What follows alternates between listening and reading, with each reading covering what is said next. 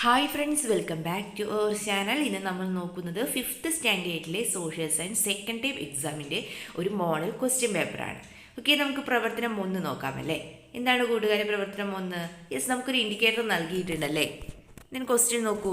ഈ സൂചിക ഭൂപടത്തിൽ ഉപയോഗിക്കുന്നത് എന്തിനെ സൂചിപ്പിക്കുവാൻ വേണ്ടിയാണെന്നാണ് ചോദിച്ചിട്ടുള്ളത്. തീവണ്ടിപ്പാത, നദി, വിമാനത്താവളം, റോഡ്. ഒറ്റ നോട്ടത്തിൽ തന്നെ നമുക്ക് മനസ്സിലായല്ലേ എന്തിനെ കുറിച്ചാണ്, എന്തിനെ സൂചിപ്പിക്കാനാണ്? അതെ, നദിയാണല്ലേ. അപ്പോൾ ഈ സൂചിക ഭൂപടത്തിൽ ഉപയോഗിക്കുന്നത് എന്തിനെ സൂചിപ്പിക്കാൻ വേണ്ടിയാണ്? ആൻസർ നദി. ഓക്കെ, ദ നെക്സ്റ്റ് നമുക്ക് യെസ് ഒരു ഗ്ലോബിൻ്റെ പിക്ചറാണ് അവിടെ നൽകിയിട്ടുള്ളത്. ചിത്രത്തിൽ എ എന്ന് രേഖപ്പെടുത്തിയിരിക്കുന്ന രേഖ ഭൂമിയെ 2 അർദ്ധഗോളങ്ങളായി വിഭജിക്കുന്നു. ഈ രേഖയുടെ പേരെന്ത്? അപ്പോൾ എ എന്ന് രേഖപ്പെടുത്തിയിരിക്കുന്ന രേഖയാണല്ലോ, അതായത് ഭൂമിയെ എന്ത് ചെയ്യുന്നുണ്ട്? 2 അർദ്ധഗോളങ്ങളായിട്ട് വിഭജിക്കുന്നുണ്ട്. നമുക്കറിയാം ആ രേഖ ഏതാണ് കൂട്ടുകാരെ? യെസ്, ഭൂമധ്യരേഖയാണല്ലേ. ആൻസർ എന്താണ്? ഭൂമധ്യരേഖ. ഓക്കെ, ദെൻ നെക്സ്റ്റ് ക്വസ്റ്റ്യൻ നോക്കാം. ബി, സി എന്നിവ 2 അർദ്ധഗോളങ്ങളാണ്. ബി ഏത് അർദ്ധഗോളം, സി ഏത് അർദ്ധഗോളം എന്ന് ചോദിച്ചിട്ടുണ്ട്. 2 അർദ്ധഗോളങ്ങൾ നമ്മൾ പഠിച്ചിട്ടുണ്ട്. അതിൽ ബി ഏതാണ് കൂട്ടുകാരെ? യെസ്, ഉത്തരാർദ്ധഗോളമാണല്ലേ. സിയോ? യെസ്, ദക്ഷിണാർദ്ധഗോളം. ബി ഉത്തരാർദ്ധഗോളം, സി ദക്ഷിണാർദ്ധഗോളം. നെക്സ്റ്റ് ക്വസ്റ്റ്യൻ നോക്കൂ.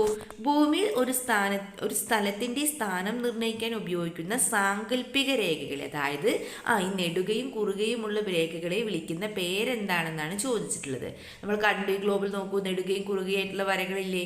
ഈ വരകളെ വിളിക്കുന്ന പേരെന്താണെന്നാണ് ചോദിച്ചിട്ടുള്ളത്. എന്താണ് കൂട്ടുകാരെ പേര്? യെസ്, നമുക്കറിയാം, അക്ഷാംശ രേഖാംശ രേഖകളല്ലേ. ആൻസർ എന്താണ്?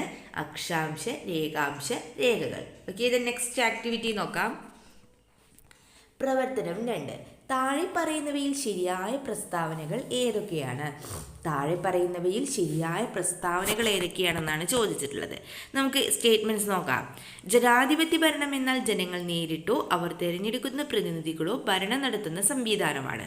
തദ്ദേശ സ്വയംഭരണ സ്ഥാപനങ്ങൾ വഴി ജനങ്ങൾക്ക് നേരിട്ട് ഭരണകാര്യങ്ങളിൽ ഇടപെടാൻ അവസരം ലഭിക്കുന്നു. തദ്ദേശ സ്വയംഭരണ സ്ഥാപനത്തിൻ്റെ തലവൻ സ്വയം തീരുമാനിക്കുന്ന കാര്യങ്ങൾ ഗ്രാമങ്ങളിൽ നടപ്പാക്കി വരുന്നു. ഇത്രയും കാര്യങ്ങളാണ് നമുക്ക് നൽകിയിട്ടുള്ളത്. അപ്പോൾ ഇതിൽ എന്താ ചോദിച്ചിട്ടുള്ളത്? അതിൽ ശരിയായ പ്രസ്താവനകൾ നമ്മളോട് ഏതൊക്കെയാണെന്ന് എഴുതാനാണ് പറഞ്ഞിട്ടുള്ളത്. നോക്കൂ, ജനാധിപത്യ ഭരണം എന്നാൽ ജനങ്ങൾ നേരിട്ടോ അവർ തിരഞ്ഞെടുക്കുന്ന പ്രതിനിധികളോ ഭരണം നടത്തുന്ന സംവിധാനമാണ്. ഈ സ്റ്റേറ്റ്മെൻറ്റ് ശരിയാണല്ലോ. അതെ, അപ്പം എന്താണ് എ എന്ന സ്റ്റേറ്റ്മെൻറ്റ് എന്താണ്? ശരിയാണ്. തദ്ദേശ സ്വയംഭരണ സ്ഥാപനങ്ങൾ വഴി ജനങ്ങൾക്ക് നേരിട്ട് ഭരണകാര്യങ്ങളിൽ ഇടപെടാൻ അവസരം ലഭിക്കുന്നു. അതും ശരിയാണല്ലേ. തദ്ദേശ സ്വയംഭരണ സ്ഥാപനത്തിൻ്റെ തലവൻ സ്വയം തീരുമാനിക്കുന്ന കാര്യങ്ങൾ ഗ്രാമങ്ങളിൽ നടപ്പാക്കി വരുന്നു. യെസ്, സ്റ്റേറ്റ്മെൻറ്റ് ശരിയാണോ? അല്ല, തെറ്റാണ്. അപ്പോൾ ഏതൊക്കെ സ്റ്റേറ്റ്മെൻറ്റ്സ് ആണ് ശരിയായിട്ടുള്ളത്? യെസ്, എയും ബിയും പ്രസ്താവനകളാണ് ഇവിടെ ശരിയായിട്ടുള്ളത്. ഓക്കെ, നെക്സ്റ്റ് നോക്കാം. ബി ക്വസ്റ്റ്യൻ എന്താണ്? സ്കൂൾ പാർലമെൻറ്റിൻ്റെ തെരഞ്ഞെടുപ്പുമായി ബന്ധപ്പെട്ട് നൽകിയിട്ടുള്ള നോട്ടീസ് തെരഞ്ഞെടുപ്പിൻ്റെ ഘട്ടങ്ങൾക്കനുസരിച്ച് ശരിയായി ക്രമപ്പെടുത്തുക എന്നാണ് പറഞ്ഞിട്ടുള്ളത് അല്ലേ.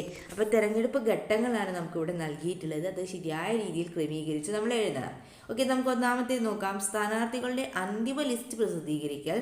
2 നാമനിർദ്ദേശ പത്രിക സമർപ്പിക്കൽ. 3 വോട്ടെടുപ്പ്. 4 നാമനിർദ്ദേശ പത്രികകളുടെ സൂക്ഷ്മ പരിശോധന. 5 വോട്ടെണ്ണലും ഫലപ്രഖ്യാപനവും. 6 സ്കൂൾ പാർലമെൻറ്റ് ആദ്യ യോഗം. 7 നാമനിർദ്ദേശ പത്രിക പിൻവലിക്കൽ. നാമനിർദ്ദേശ പത്രിക സമർപ്പിക്കൽ. അപ്പോൾ ഇതിൽ ഏതായിരിക്കും കൂട്ടുകാരെ ആദ്യം വരുന്നത്? അതെ, നാമനിർദ്ദേശ പത്രിക സമർപ്പിക്കലാണല്ലേ. നെക്സ്റ്റ് വരിക യെസ് നാമനിർദ്ദേശ പത്രികകളുടെ സൂക്ഷ്മ പരിശോധന. നാമനിർദ്ദേശ പത്രിക പിൻവലിക്കൽ. അടുത്തതായിട്ടോ നാമനിർദ്ദേശ സ്ഥാനാർത്ഥികളുടെ അന്തിമ ലിസ്റ്റ് പ്രസിദ്ധീകരിക്കലാണല്ലേ. എന്താണ്?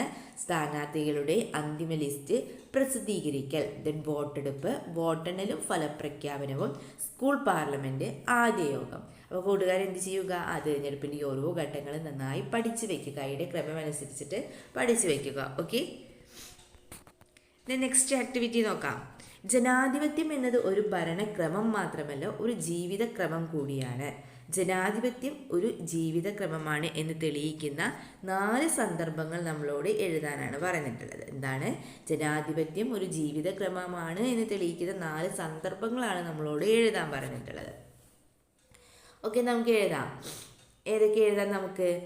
എല്ലാവരുടെയും അഭിപ്രായങ്ങൾ പരിഗണിച്ചുകൊണ്ട് തീരുമാനങ്ങൾ എടുക്കുന്നു. നെക്സ്റ്റ് ആയിട്ട് എഴുതാം, തൻ്റെ അവസരം വരുന്നവരെ ക്ഷമയോടെ കാത്തു നിൽക്കുന്നു. 3, ഗതാഗത നിയമങ്ങൾ പാലിക്കുന്നു. 4, പൊതു ഇടങ്ങൾ വൃത്തിയായി സൂക്ഷിക്കുന്നു. ഓക്കെ, ദെൻ നെക്സ്റ്റ് നോക്കൂ. ബി ക്വസ്റ്റ്യൻ എന്താണ്? പൊതു തിരഞ്ഞെടുപ്പിൽ വോട്ട് ചെയ്യാൻ നിങ്ങൾക്ക് അവസരം ലഭിക്കാത്തത് എന്തുകൊണ്ടെന്നാണ് ചോദിച്ചത്. എന്തുകൊണ്ടാണ് കൂട്ടുകാരെ നിങ്ങൾക്കൊന്നും പൊതു തിരഞ്ഞെടുപ്പിൽ വോട്ട് ചെയ്യാൻ അവസരം ലഭിക്കാത്തത്? നമുക്കറിയാം, നമുക്ക് എന്താണ് 18 വയസ്സ് പൂർത്തിയായിട്ടില്ല അല്ലേ? അപ്പോൾ ആൻസർ എന്താണ്? 18 വയസ്സ് പൂർത്തിയായിട്ടില്ലാത്തതിനാൽ. ഓക്കെ, ദെൻ പ്രവർത്തനം 4 നോക്കാം. മുൻകാലങ്ങളിൽ ചക്രങ്ങൾ ഗതാഗതത്തിന് ഉപയോഗിച്ചിരുന്നത് എങ്ങനെയെല്ലാമായിരുന്നു? നെക്സ്റ്റ് ക്വസ്റ്റ്യൻ എന്താണ്? ഇന്ന് നാം ഉപയോഗിക്കുന്ന പ്രധാന ഗതാഗത മാർഗങ്ങൾ ഏതൊക്കെയാണെന്ന് ചോദിച്ചിട്ടുണ്ട് അല്ലേ? അപ്പോൾ നമുക്ക് ആദ്യ ചോദ്യത്തിൻ്റെ ഉത്തരം നോക്കാം. എന്താണ് ചോദ്യം? മുൻകാലങ്ങളിൽ ചക്രങ്ങൾ ഗതാഗതത്തിന് ഉപയോഗിച്ചിരുന്നത് എങ്ങനെയെല്ലാമായിരുന്നു എന്നാണ് ചോദിച്ചിട്ടുള്ളത്. എങ്ങനെയെല്ലാമാണ്? ചക്രങ്ങൾ ഘടിപ്പിച്ച വണ്ടികൾ എന്ത് ചെയ്യും? മനുഷ്യൻ വലിച്ചു കൊണ്ടുപോയിരുന്നല്ലേ. പിന്നീട് ചക്രങ്ങൾ ഘടിപ്പിച്ച വണ്ടികൾ എന്താണ് വലിക്കാൻ? മൃഗങ്ങളെ ഉപയോഗിച്ചു.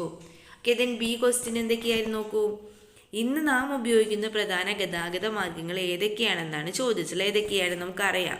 കരഗതാഗതം, ജലഗതാഗതം, വ്യോമഗതാഗതം. ഏതൊക്കെയാണ്? കരഗതാഗതം, ജലഗതാഗതം, വ്യോമഗതാഗതം. ഓക്കെ, നമുക്ക് പ്രവർത്തനം 5 നോക്കാം. നമുക്ക് പ്രവർത്തനം 5 നോക്കാം. താഴെ പറയുന്ന പ്രത്യേകതകൾ ഏതുതരം ഗതാഗത മാർഗത്തിൻ്റെതാണെന്ന് കണ്ടെത്തി എഴുതാനാണ് പറഞ്ഞിട്ടുള്ളത്. ഒന്നാമത്തെ നോക്കൂ. കൂടുതൽ പേർക്ക് യാത്ര ചെയ്യാൻ കഴിയുന്ന ഏറ്റവും ചെലവ് കുറഞ്ഞ ഗതാഗത മാർഗമാണ് ചോദിച്ചിട്ടുള്ളത്. ഏതാണ്? റെയിൽ ഗതാഗതമാണ് അല്ലേ? ഏതാണ് ആൻസർ? എന്താണ്? റെയിൽ ഗതാഗതം. താരതമ്യേന മലിനീകരണം കുറഞ്ഞ ഗതാഗത മാർഗവും ഏറ്റവും വേഗമേറിയ ഗതാഗത മാർഗം. താരതമ്യേന മലിനീകരണം കുറഞ്ഞ ഗതാഗത മാർഗം ഏതാണ്? അതെ, ജലഗതാഗതമാണ് അല്ലേ? ഇതിന് ഏറ്റവും വേഗമേറിയ ഗതാഗത മാർഗം വ്യോമഗതാഗതമാണ് അല്ലേ? ഇതിന് എല്ലാ വിഭാഗം ജനങ്ങൾക്കും പ്രാപ്യമായ ഗതാഗത മാർഗം ഏതാണ്? അതെ, റോഡ് ഗതാഗതമാണ്. ആൻസർ എന്താണ്? റോഡ് ഗതാഗതം. ഓക്കെ, ദെൻ പൊതുഗതാഗത മാർഗം ഉപയോഗിക്കുന്നത് കൊണ്ടുള്ള ഏതെങ്കിലും 2 മേന്മകൾ എഴുതാനാണ് പറഞ്ഞിട്ടുള്ളത്. അപ്പോൾ പൊതുഗതാഗതം ഉപയോഗിക്കുന്നത് കൊണ്ടുള്ള മേന്മകൾ എന്തൊക്കെയാണ്?